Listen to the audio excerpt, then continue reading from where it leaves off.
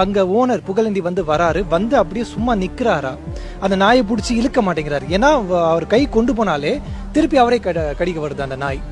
அவர் மட்டும் கடி வாங்கினாலும் பரவாயில்லன்னு சொல்லி அந்த குழந்தைய கொஞ்சம் காப்பாற்றணும்னு சொல்லி அவர் நாயை பிடிச்சி இழுத்து இருந்துச்சுன்னா இவ்வளோ பாதிப்பு வந்து அந்த வந்திருக்காது. அதுக்காக ரொம்ப அதிகபட்ச தண்டனையும் அவருக்காக நான் டிமாண்ட் பண்ணல. ஆனால் ஒரு 6 monthsலேருந்து 1 year ஆச்சு அவர் வந்து உள்ளே இருக்கணும். இப்போ பார்த்தீங்கன்னா ஒரு நாள் முடிஞ்சிருச்சு. அவரோட நாயை கூப்பிட்டுட்டு அவருக்கு மதுரையில் ஒரு வீடு இருக்குன்னு சொல்லி மார்னிங் 5 மணிக்கே பார்த்தீங்கன்னா அந்த நாயெல்லாம் கூட்டிட்டு அவர் திங்ஸ்லாம் பேக் பண்ணிட்டு மதுரைக்கு போயிட்டாரு. இப்போ போலீஸ் விசாரணைக்கு அவர் வருவாரா இல்லையான்னு தெரியல, ஒரு செலவு பண்ணுவாரா இல்லையான்னு தெரியல. இங்கேருந்து எஸ்கேப் ஆயிட்டாரு. ஸோ அவரை வந்து போலீஸார் இங்கேருந்து வெளியே போகக்கூடாது, நீங்கள் சிட்டியில் தான் இருக்கணும்னு சொல்லியாச்சு ஜாமீன் கொடுத்துருக்கலாம். பட் அவர் தூக்கிட்டு மதுரை போயிருக்காரு.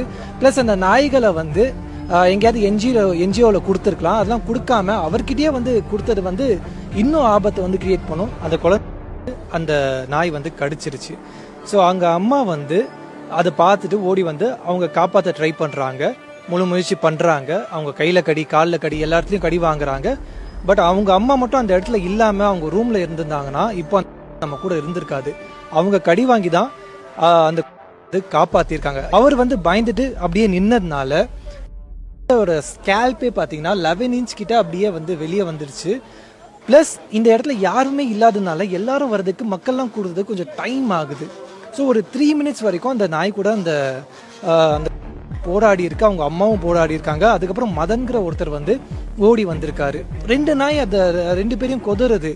அந்த ஆள் சும்மா அங்கே நிற்கிறான். இவரால் அவர் கம்பி எடுத்துட்டு ஃபுட்டேஜில் பார்க்க வந்து கம்பி எடுத்துட்டு அப்படியே நிற்கிறாரு. யாரை போய் காப்பாற்றணும்னு எதுவுமே தெரியாமல் அவர் நிற்கிறாரு. அந்த டைமில் பார்த்தீங்கன்னா புடியான்னு சொல்லும்போது அவர் காலை பிடிச்சி இழுத்து இருக்காரு.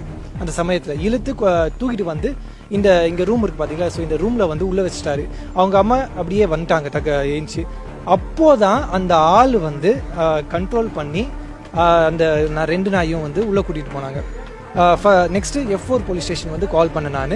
ஸோ கால் பண்ணி இந்த மாதிரி நடந்ததுன்னு சொல்லும்போது ஒரு 5-10 minutesல வந்து போலீஸ் வந்துட்டாங்க. ஸோ வந்து இங்கே இருக்கிற புகழேந்தியை வந்து பிடிக்கலான்னு போகும்போது நிறைய மக்கள் வந்து இங்கே நின்று அவரை அடிக்கலை, அவர்கிட்ட பேசின்னு இருந்தாங்க, வாக்குவாதம் பண்ணியிருந்தாங்க. அவர் வந்து எங்கே அடிக்க போகிறாங்களோன்னு சொல்லி பயந்துட்டு அந்த கேட்டுக்குள்ளே போய் ஒளிஞ்சிக்கிட்டாரு. 2 நாயை கூட்டிகிட்டு போய் அந்த கேட்டுக்குள்ளே போய் ஒளிஞ்சிக்கிட்டாரு. அவர் வெளியே வாயா பேசணும் இருக்கியா, ப்ளஸ் அந்த ஆள்கிட்ட ஆம்புலன்ஸும் இருக்குது, பிளட் பேங்க் வச்சிருக்கனால ஒரு ஆம்புலன்ஸ் வச்சிருக்காங்க. ஸோ இந்த கடிப்பட்டிருக்கு. அவர் டக்குன்னு போய் நினைச்சிருந்தா அந்த ஆம்புலன்ஸ் வந்து கொண்டு போய் டக்குன்னு போய் இங்கே அப்போலோ சில்ட்ரன்ஸில் போய் சேர்த்துருக்கலாம்.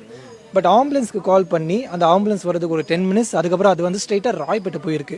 ஸோ அங்கே போய் ஃபர்ஸ்ட் எய்ட்லாம் கட்டெலாம் போட்டிருக்காங்க, க்ளீன் பண்ணியிருக்காங்க. ஸோ அதுக்கப்புறம் இங்கேருந்து அவரை வந்து வெளியே கூட்டிட்டு வந்து ஸ்டேஷன் கொண்டு போயிருக்காங்க. ஸோ இதெல்லாம் நடக்கும்போது கூட நைட்டு ஃபுல்லாக பார்த்தீங்கன்னா ஒரு எஃப்ஐஆர் கிடையாது, ஈவன் சிஎஸ்ஆர் கூட கிடையாது. மார்னிங் தான் அவருக்கு வந்து எஃப்ஐஆர் ஃபைல் பண்ணுறாங்க, அரெஸ்ட் பண்ணுறாங்க.